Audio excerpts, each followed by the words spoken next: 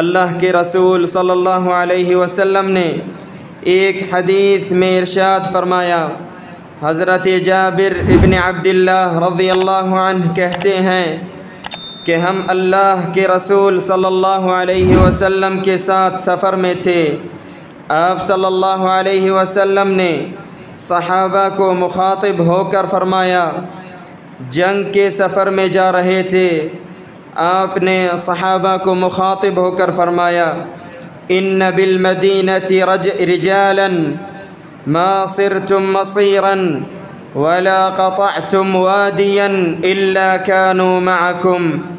حبسهم المرض۔ مدینہ میں اس وقت ایسے لوگ ہیں کہ تم جو سفر کر رہے ہو اور یہاں پر جو نیکی حاصل کر رہے ہو اور تم جو وادیوں پر وادیاں سفر طے کر رہے ہو اور تمہیں جو اجر و ثواب اللہ رب العالمین عطا فرما رہا ہے، یقین رکھو مدینہ میں کچھ لوگ ایسے ہیں